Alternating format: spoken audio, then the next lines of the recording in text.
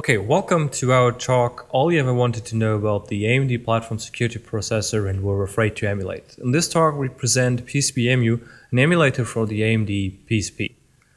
So this is Alex here, and I'm Robert. And Alex is doing his master thesis at the Technische Universität in Berlin, and I'm his supervising PhD student. Today, I'm going to talk about the Platform Security Processor and what it's used for, and why we would want to emulate it.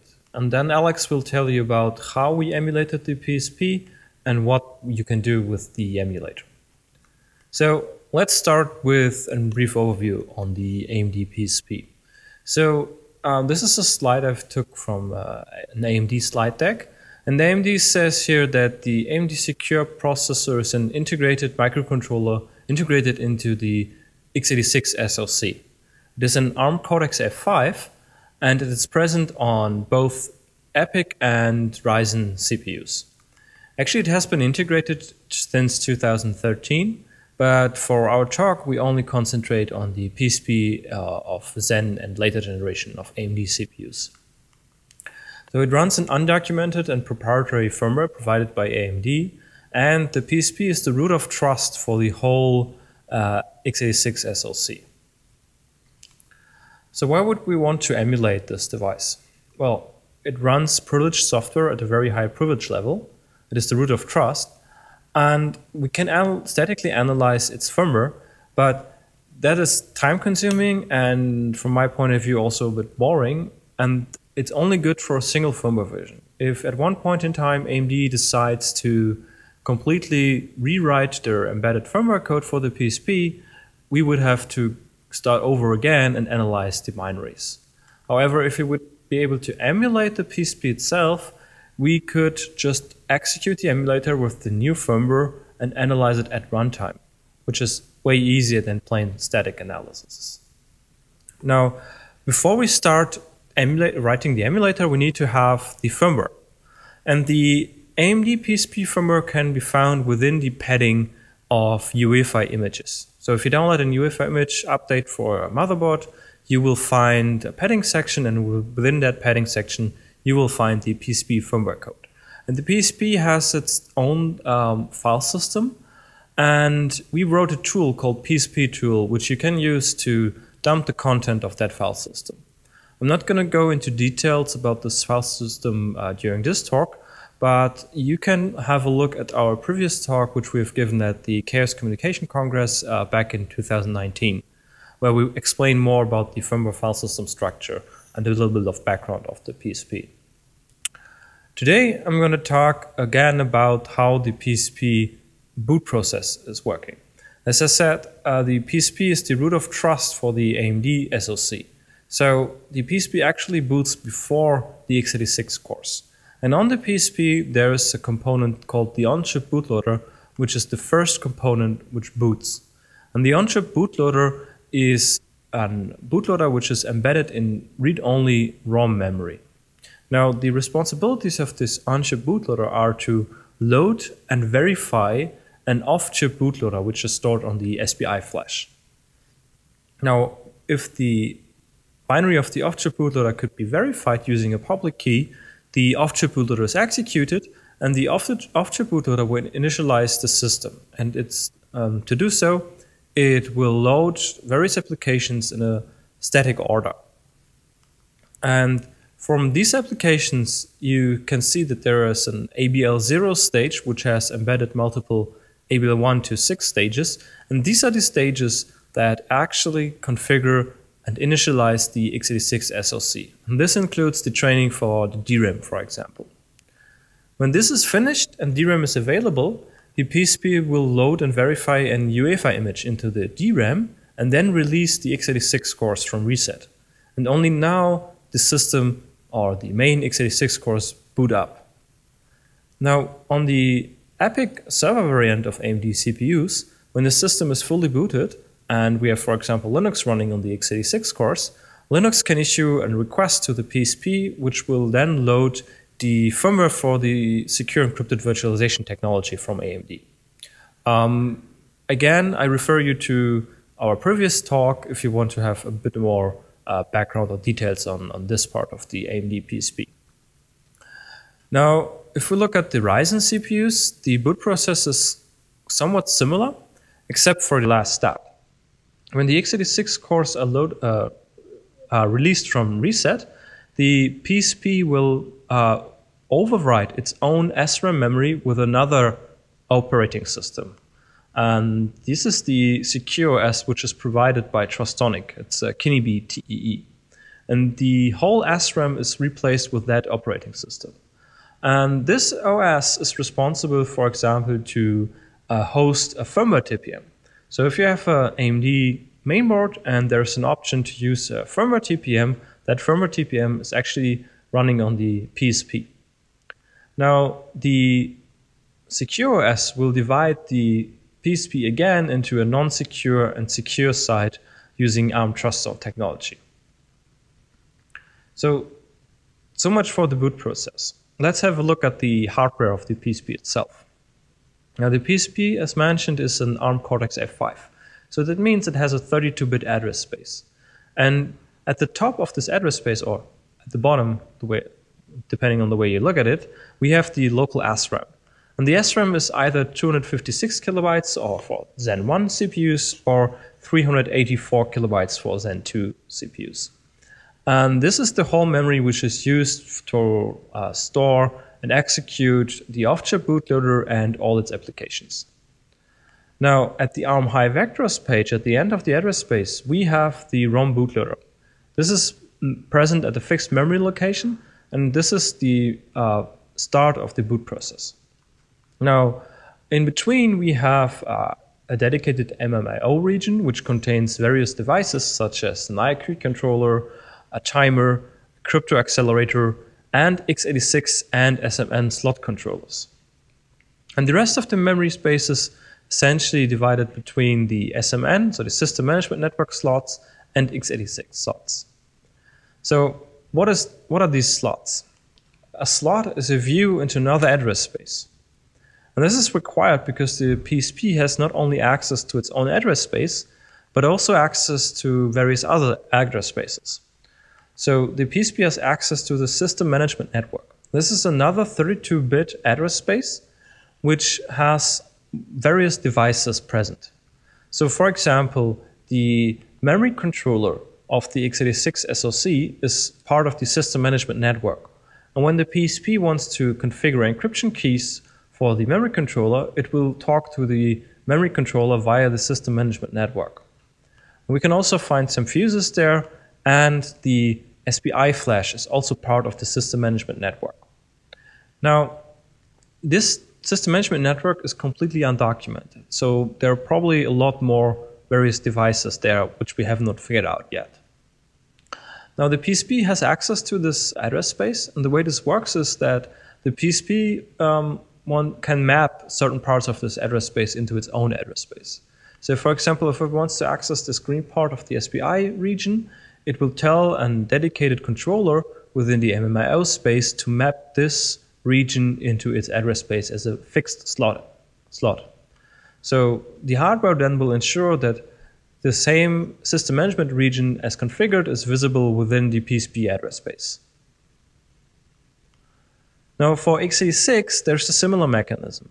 The x86 address space is 48 bits wide, and it's partially documented. You can Google for the AMD processor programming references, and they will yield some information about various devices which are present in the x86 address space. And the Psp has access to all of them, using the similar mechanism as explained previously. So for example, the Psp can access the complete DRAM by mapping parts of the DRAM into its own address space and then performing a simple read operation. Another interesting device which is present on the Psp itself is the crypto accelerator. The Psp has a cryptographic coprocessor version 5, or CCP. This crypto accelerator has support for various algorithms such as SHA, RSA, AES, ECC, zlib, or even provides support for true random numbers. Now, the Psp makes extensive use of this device, and it also uses this device as a simple DMA copy engine. It uses it also to verify signatures or to decompress firmware files. There is no official documentation available for this device, but there's a Linux kernel driver. And this is extremely valuable for us because that allowed us to really understand how the PSP performs certain actions such as signature verification or decompressing binaries. Now, Alex will continue and talk about how to emulate those devices I just told you earlier about. Thanks, Robert. So how did we approach the actual emulation? Well, the easiest approach, of course, is to just start executing the firmware and see for how it gets. For that task, we have chosen Unicorn because it is an easy-to-use API, and we thought it is perfect for that kind of task. So at some point, the firmware will hang or Unicorn will throw an error because an unmapped region is accessed, for example. We then analyzed the fault and the code which was executed before, trying to make sense of it and get an idea what the emulator was missing. At last, we've implemented and debugged the missing functionality and then started at the execute step again and continued with the next round. This approach brought us pretty far. So after about 2 months, the emulator was able to execute the on-chip bootloader we've gathered from various CPUs previously, and the on-chip bootloader was able to load and execute the off-chip bootloader from the emulated Spi Flash using the emulated cryptographic coprocessor. The off-chip bootloader was also able to load and execute the first 2 applications. We, as of today, still don't know what they're actually used for. This required working signature checking, zlib decompression inside the CCP, among other things. The off-chip bootloader also started executing the base AGISA code for bootstrapping the whole platform, but at this point, the code was hanging trying to communicate with some device. There we had to stop with our so far successful approach because trying to emulate all devices to some extent would be a daunting and almost impossible task without knowing anything. Just think of possible side effects certain accesses might have on other registers and devices in the system. Here you see a part of the trace from the emulator for an emulated run of the firmware. The PSP has a register in MMIO space, which is used by the firmware to store post codes to it when it reaches a certain point in the boot process. And you can actually see that it successfully started up, that it read and initialized data from the SPI ROM, and also that it executed the first 2 applications, the debug unlock app and the security gasket application. And the last status you see here is that it also started loading and executing the AGISA 0 application. So we had to choose a different approach, and because we already had code execution on the PSP for quite some time, we quickly came to the conclusion to leverage that and try to pass through hardware accesses the firmware makes from the Psp emulator to the real hardware. For that, the real PSP will run a stub, forwarding those requests from a generic proxy component in the emulator. This component will capture all accesses to regions which are not being used by configured emulated devices, like the emulated flash, for example, and forward it to the stub running on the real PSP, where it communicates with the device and return the result back to the emulator. Robert will talk about the vulnerability we've exploited a bit later on in this talk. So proxy mode was born, but the biggest question was the communication channel to use, as the whole system wasn't initialized when we wanted to take control over it, which is right after the on-chip bootloader tries to hand over execution to the off-chip bootloader. So not even a simple device like the serial port was working, and because the whole system is still mostly black box to us, was making it even more difficult. So the only interface we knew about and had access to was the Spi Flash Interface. The PSP contains a flash controller which maps the content of the Spi Flash into the SMN address space, and if the PSP firmware reads or writes to or from the Spi Flash region, it will generate the necessary SPI commands on the SPI bus. So the university bought an Spi Flash Emulator, which was hooked up to the system. The good thing is that it also has an open source utility to configure it and read the SPI trace later on, so we could modify it. The idea was to let our stub read or write a magic location in the flash area, which then the controller translate to the necessary SPI commands, and the flash emulator would then capture. The tool on the host would then read out the trace, parse it, and extract the data inside the data when it recognizes the magic location. The extracted data would be then made available over a simple network socket to a Psp emulator. Likewise, it would also take the data from the socket and reprogram the flash so the stub has access to the data when it tries to read it. This sounds simple, but was made complicated by the flash emulator itself because you have to disable SPI emulation on the flash emulator when you want to update the content of the SPI flash image in RAM. Which is obviously a bad idea if the stub is accessing the flash at the same time. So we had to put some sort of locking protocol on top of it to prevent the tool from disabling the flash emulator at an inconvenient time when the stub is actually accessing the flash. The problem here is that everything got rather slow. We had a stable communication using that method, but we could only do 2 to 3 register accesses per second using this method. For example, it took about 20 minutes for the on-chip bootloader to complete its run in the emulator, even though it wasn't accessing a whole lot of regions inside the SMN or MMIO address space. So, and it of course still requires an expensive flash emulator. At this point, we started looking into getting the UART initialized and working, so we had something hopefully faster and not requiring an expensive flash emulator. Robert already mentioned that we then came across the processor programming reference manuals, which are freely available for everyone. And in there, we found a description of a low-level SPI controller interface, allowing the BIOS or UEFI on the x86 side to send arbitrary commands to the attached SPI flash. We've also found some code in the Psp firmware earlier, which we thought would do the same, but we were never able to recreate it in our stub to execute arbitrary SPI commands.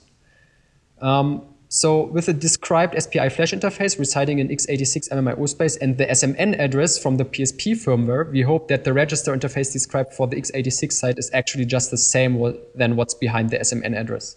And it actually worked. So now we were able to send arbitrary SPI commands directly to the SPI flash, which enables us to use a communication side channel inside the SPI flash emulator. So we could exchange data at a much greater speed than previously.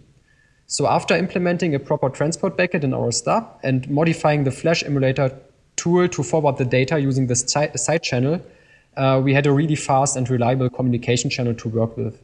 It, however, still requires an expensive flash emulator, unfortunately. So to put this in perspective, with running the off-chip bootloader inside the emulator, it now took only about 5 minutes for the complete bootstrapping process to complete, whereas before only the on-chip bootloader would already take over 20 minutes. So because we still need an expensive flash emulator and we wanted to make it easier for others to fully use our code, so we still wanted to get the serial port working. It would be much slower than the SPI channel, but it would be a very low-cost solution. Legacy serial ports on almost all consumer mainboards today are handled by a so-called Super I/O chip, which sole purpose is to provide legacy I/O like a keyboard, mouse controller, a parallel, and serial ports, among others. And these Super I/O chips are attached via the so-called low pin count bus directly to the AMD SoC.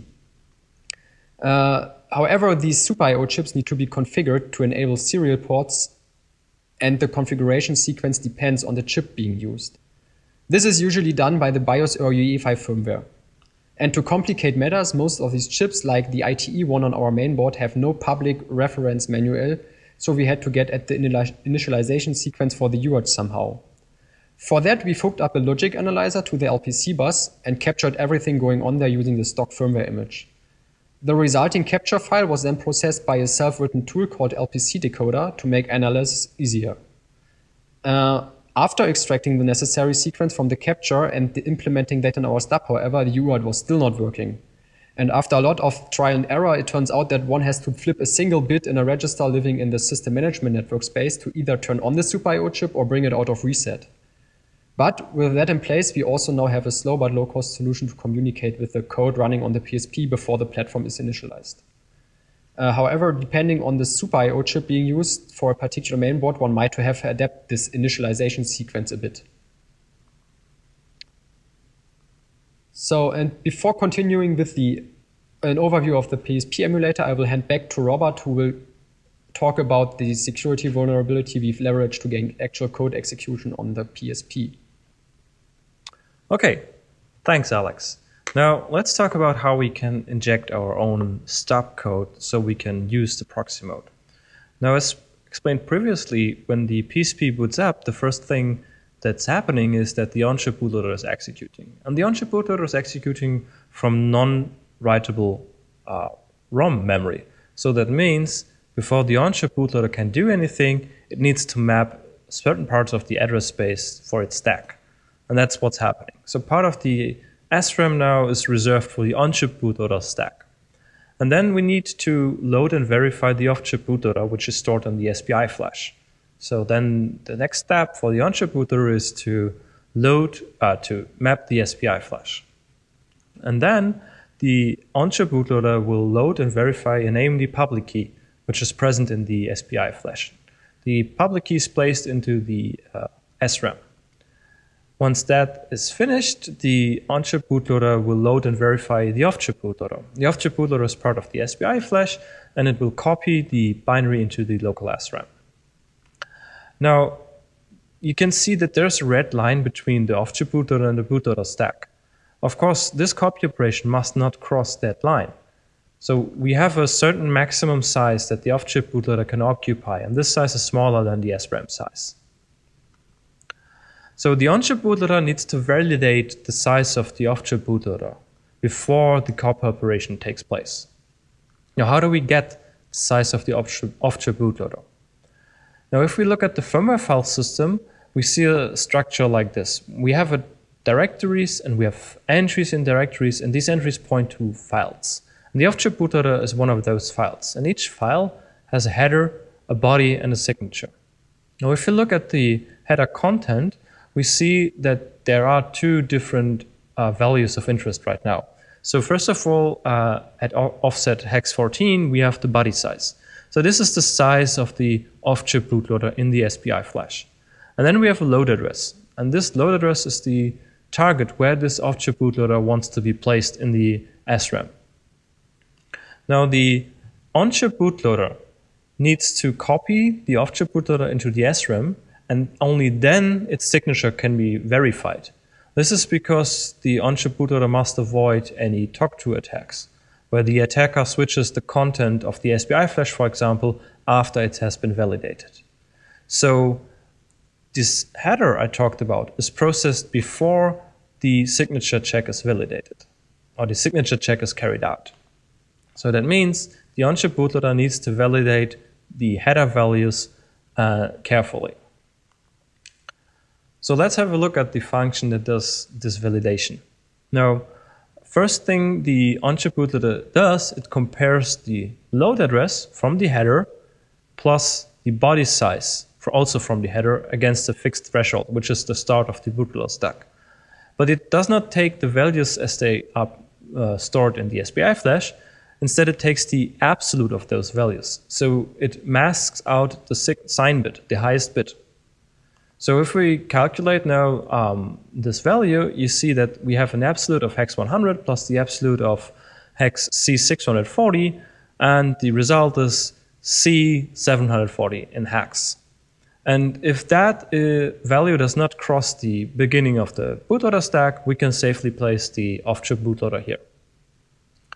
Now the copy operation that's doing this actual copy part looks like this. So we copy to the load address from the SPI source address, and we copy body size times size.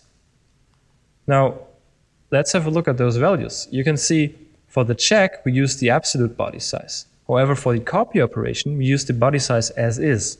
So that means, let's say we take the body size in the Spi Flash and we flip the highest bit, making it either a negative number or very large if interpreted as an unsigned integer.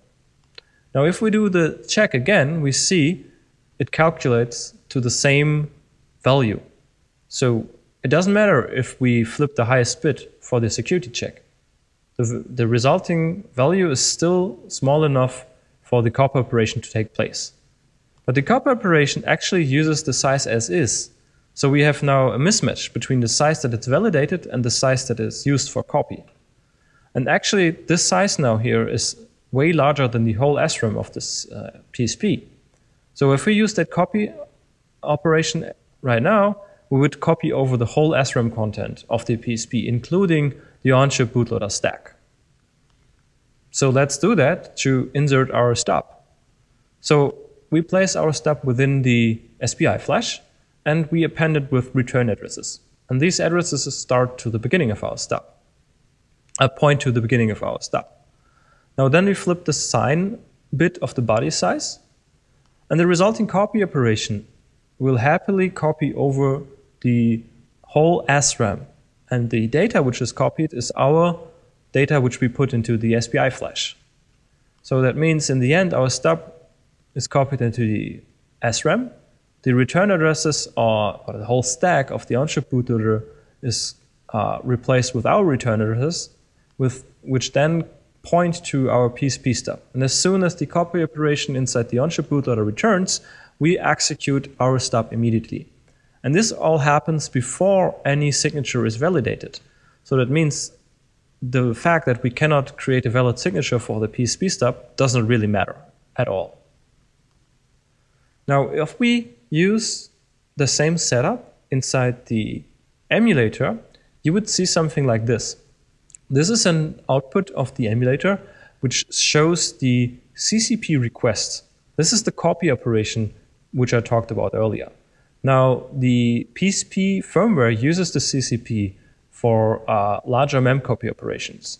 So in our case, when copying the off-chip bootloader from the Spi Flash to the SRAM, not a simple memcopy is used, but the CCP is used to copy the data. And this is the printout of the corresponding request. And here we can see the CCP request uses a very large size value to copy the data, and the target address is a low address into the SRAM. This is the target address which is specified in the Spi Flash, in the header of the off-chip bootloader. Now this way we can insert our own code directly after the on-chip bootloader executed. Now, to summarize this feature, we've tried this on several systems, and from the best of our knowledge, all Zen and Zen Plus CPUs are affected. We confirmed this on Ryzen 1700, an EPYC 7281, and a Zen Plus CPU, it's a Ryzen Pro 3500U, and a Ryzen 5 2600. We've looked at Zen 2. We don't think it's affected, but we don't know for sure, actually. Of course, we reported this to AMD. We reported this in end of February this year. And, well, it took some time for AMD to respond at all. So they responded in the beginning of May. And what they said was basically, all right, this is a known bug. It has been reported by others. So we're obviously not the first one to discover this. And they have developed mitigations in various products where appropriate. So I don't think there's any meaningful mitigation besides replacing the actual hardware, because this is a bug in the ROM bootloader code. But what do I know? Maybe AMD has some magic that actually fixes this. Now I'm going to hand over again to Alex for you to show you how you can use the emulator to analyze your own firmware, which you downloaded maybe from a motherboard update. So next we will go over the most basic command line arguments and features you will encounter when working with the emulator yourself. So first you have to set the starting point in the boot process where you want to begin emulating. The shown example starts executing the on-chip bootloader. But we also have modes to execute the off-chip bootloader or even the secure OS directly. The second argument selects the flash image to use for the emulated Spi Flash image. And as we've selected to start emulating with the on-chip bootloader, we also have to load that one as well. If you decide to start with the off-chip bootloader or the secure OS, you have to use different arguments to load that one into SRAM. Then you set the destination of the trace log. So everything which is deemed important by the emulator will be logged to the trace log, like I/O reads and writes and so on. And because most of the time it will be interesting to see the interaction between the various user mode modules and the supervisor mode code, you should also enable syscall tracing. So every syscall being made along with its arguments will be logged to the aforementioned trace log. The last argument in this example will enable the GDB stub to listen at the specified port. So you can hook up GDB to the Psp emulator and then use breakpoints and watch points to control the execution of the loaded binary and analyze it. So this is a basic workflow of when using the emulator. Next, I will give a brief overview about the architecture of the Psp emulator. So at the core, we use a heavily patched unicorn, which gets wrapped by our own Psp core abstraction layer, which takes care of MMIU-related things, handling SVC calls from user space, like doing the transition to supervisor mode code and back, for example, and other stuff. Because it turns out Unicorn wasn't made to be used as a complete system emulator after all. Then the Psp IO manager handles all MMIO, SMN, and x86 accesses being made from the firmware and forwards them to the appropriate devices. Therefore, it emulates the SMN and x86 slot registers Robert already talked about in the first part of this talk. Everything is then wrapped by the Psp CCD component, which represents a single CCD and therefore Psp instance in a real system.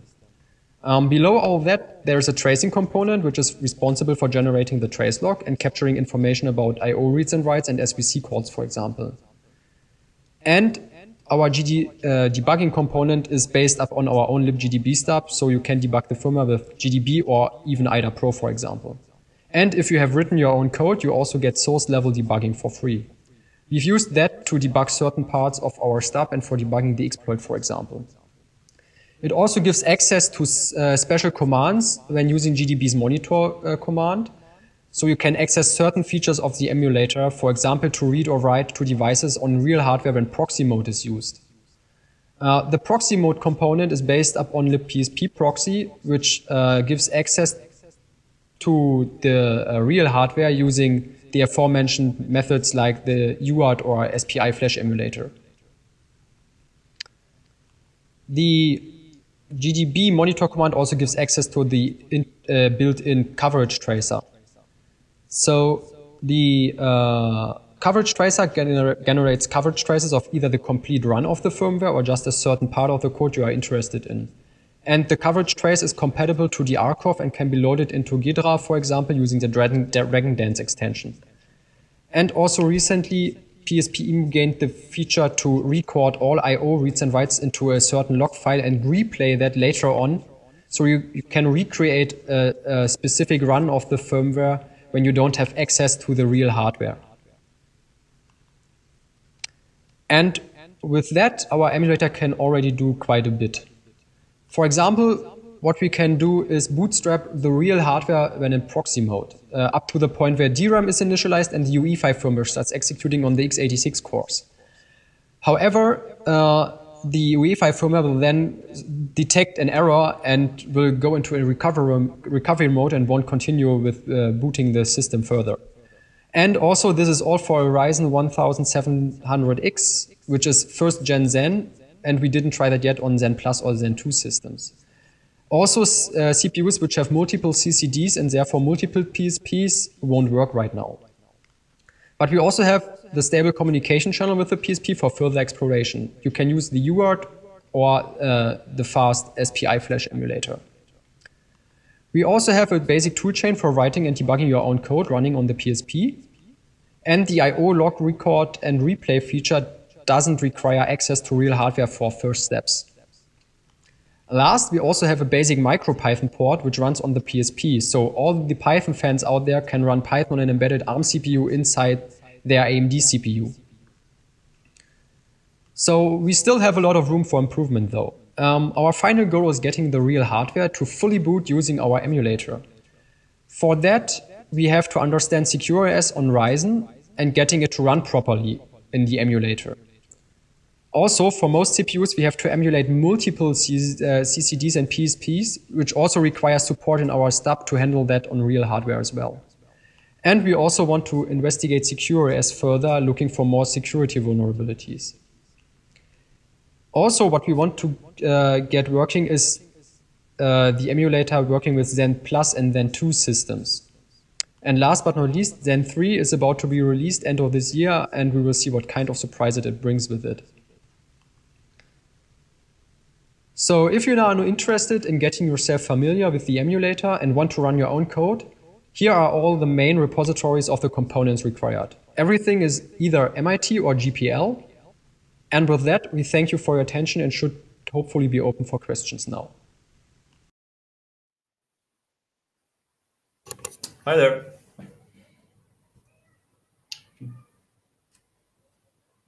Hi. Just a quick status update before we start answering questions. So because the talk was pre-recorded, we had some time to develop the Psp Emulator further, and right now we also added a mode where we can run the UEFI image, for example, inside of VirtualBox and forward all the x86 hardware accesses through the Psp Emulator to the real hardware. So we can also examine the UEFI firmware and how it interacts with the Psp. So feel free to ask any questions if you have. So for the question, is a proprietary operating system running in Psp? The Offshoot Bootloader is, so everything is proprietary. The Offshoot Bootloader is not a real operating system in the usual sense, because it has no scheduling and no virtual memory and memory protection features as you would normally find in an operating system. The SecureOS on Ryzen is Kinibi, so it is a full-fledged trust zone-based operating system, but we couldn't have a deeper look into it right now. So, okay. No questions.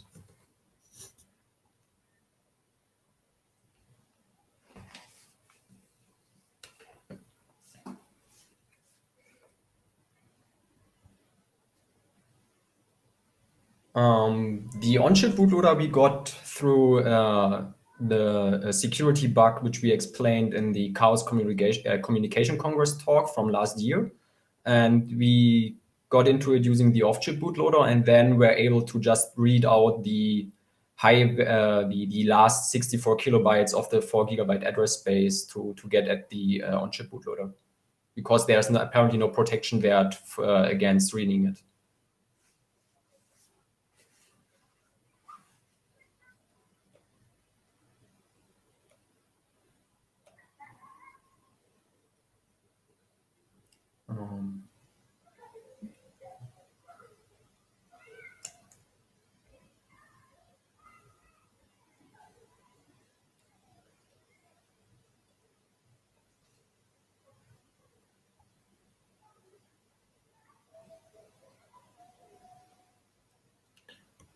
So yeah, the presentation was started, I guess, probably 10 minutes too early. So that was a technical issue, and sorry for that.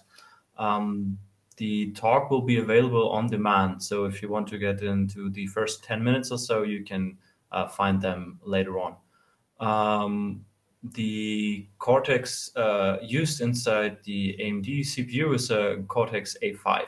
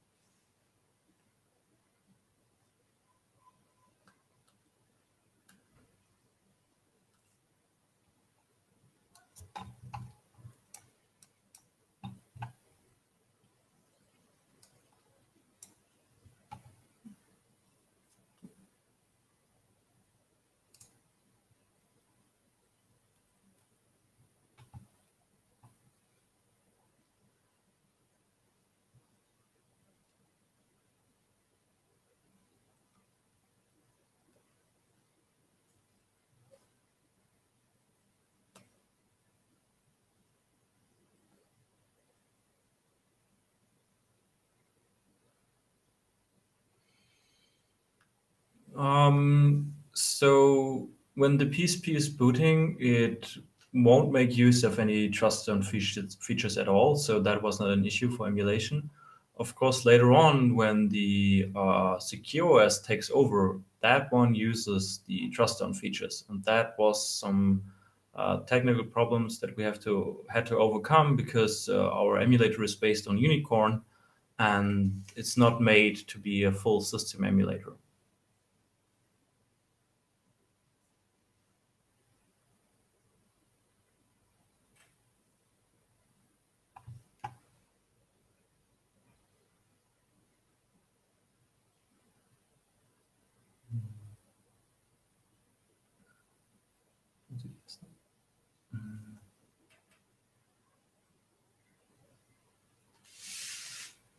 Not sure what you mean by work with AMD. I mean, we reported the issues we found, but that's about it. We didn't have any further contact with AMD regarding our work. So regarding the proxy mode, it accesses the Psp emulator through the Spi Flash interface. Currently, we have an Spi Flash emulator, which also has a feature called hyperterminal. So you can essentially exchange data between the Spi master and the Spi Flash emulator itself. And that is used as the communication channel. Because the Psp also has access to the x86 device and MMIO space, it also can access the legacy UART. So we can also use the legacy UART and serial port to access the stub running on the Psp itself.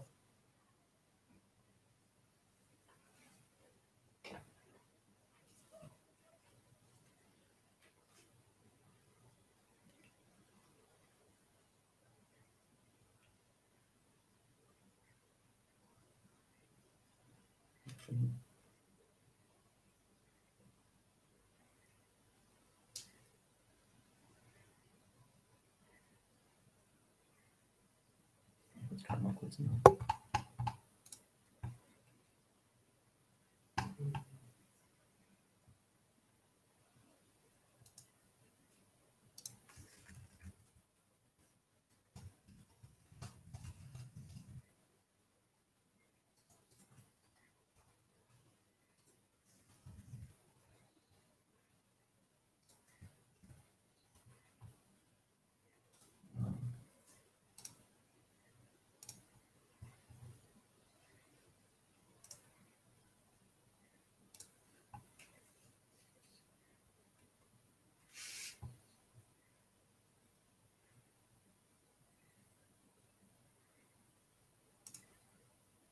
Yeah, the talk was run 10 minutes too early, so it's not your fault that you missed any of it.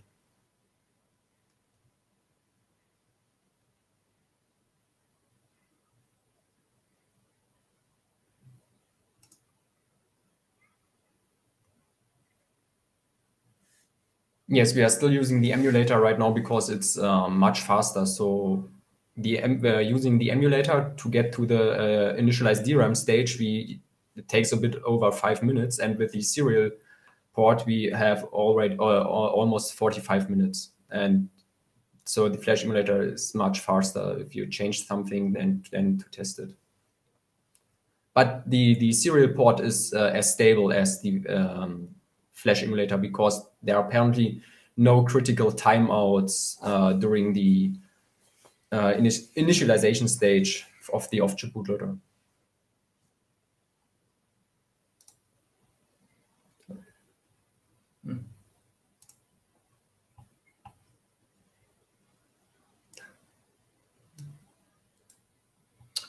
So for Zen 2, the overall firmware structure is essentially the same. It looks like it's the same code base as used for the first generation Zen, but the AMD tightened up the security a lot, so there are not too many issues. For example, for Epic systems, we did not find any exploitable security issues so far. For Ryzen, it's a bit different. There are some issues, but not that many as we found in the first generation Zen CPUs. Overall, the security measures are much harder or much better implemented by AMD than for first generation Zen CPUs. But the firmware itself is pretty much the same.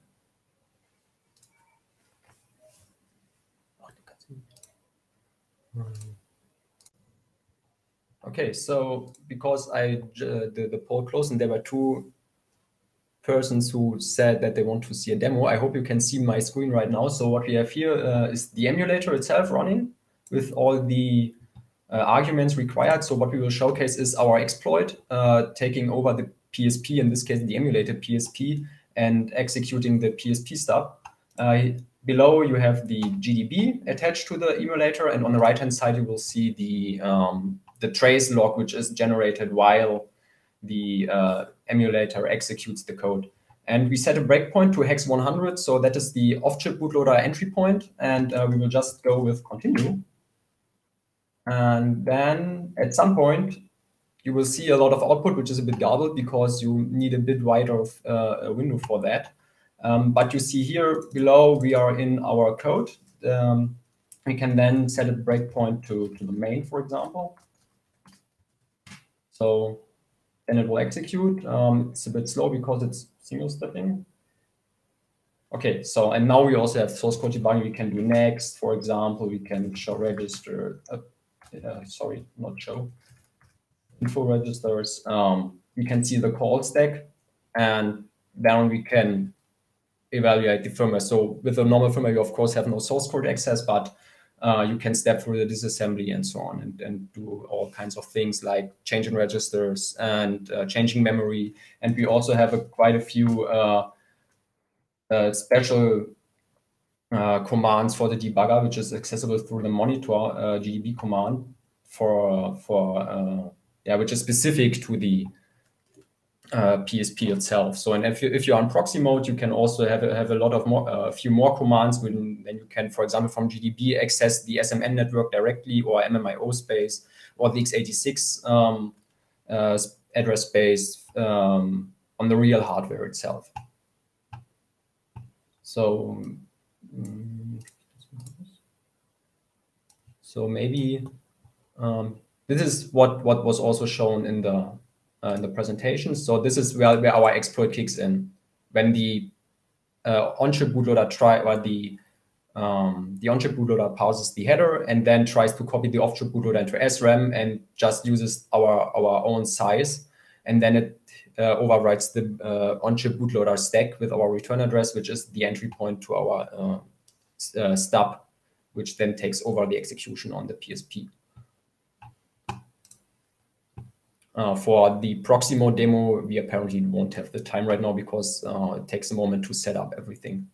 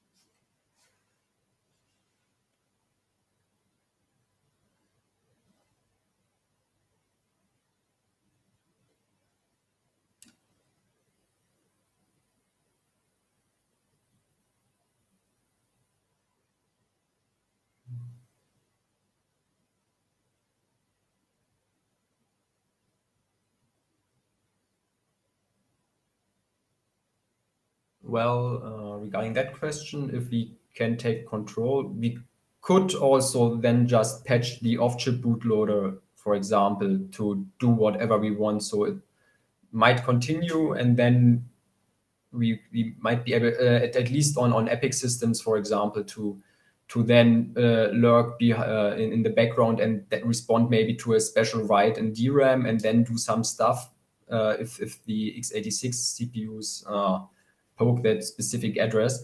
On Ryzen, it's a bit harder because the CQRS takes over the SRAM, and we don't have that much knowledge about CQRS right now. Yeah, but as for security measures, as we have now code execution on the Psp itself, in theory, there's nothing that can stop us from doing anything we want with the system, because the Psp is the root of trust for the whole AMD CPU. So if that is taken over, it's game over for any security feature later on.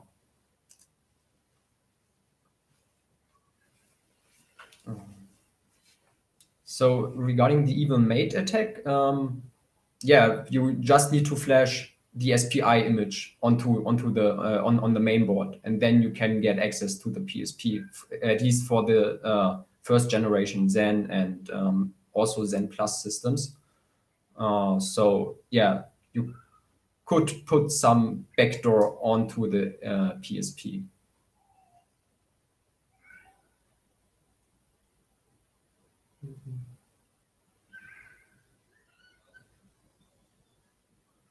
We didn't have a look at the Tegra exploit for the Nintendo Switch actually. Yeah. But thanks for the hint. We will have a look at this later and then see what kind of similarities they share.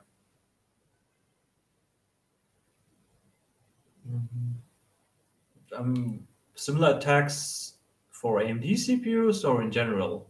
I mean, probably in general there are similar bugs, but I mean, Intel ME, for example, had bugs in the past which allowed third parties to gain code execution on their embedded ME engine. And for a lot of smartphone trust zones, which are mostly based on ARM, and there were also a lot of similar things in the past where you could take over the boot process and then put your own code into the trusted context of the CPU.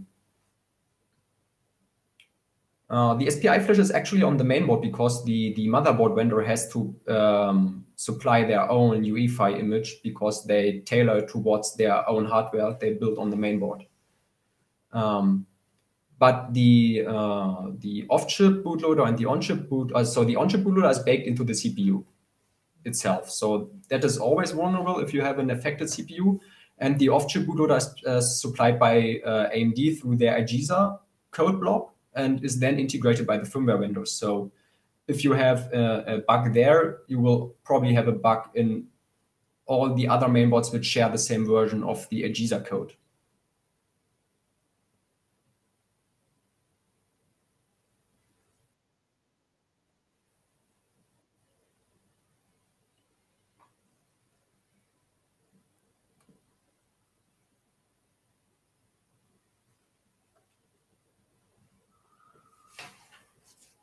So yeah, I think our time is almost up, but Alex and I will be reachable through the Black Hat system, I believe. So if you have any further questions, feel free to ask us. And if you try out Emulator and find any issues, please file a report on GitHub. That would really help us in developing this emulator further.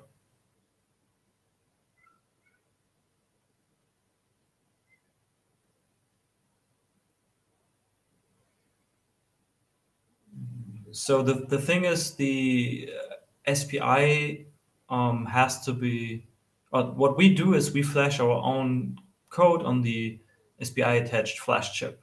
Now, if you can protect that, put it in a case or something, well, there is some protection there, but it's a physical protection, right? If you can, again, access the SPI bus, which is then used by the CPU, then you can mount this exploit. And there is no rollback prevention for the firmware as of Zen and Zen Plus. For the Zen 2 also? Not too sure. I don't think so, actually. So you can always flash a vulnerable version of the IGZA code and then get access on the Psp itself.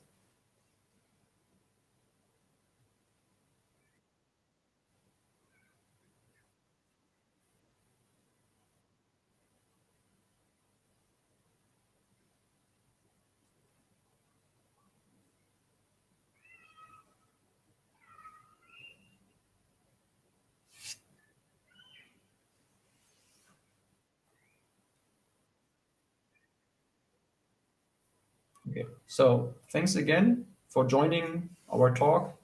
And if you, as Robert already mentioned, if you have any questions, feel free to contact us through the Black Hat website, and we will then respond.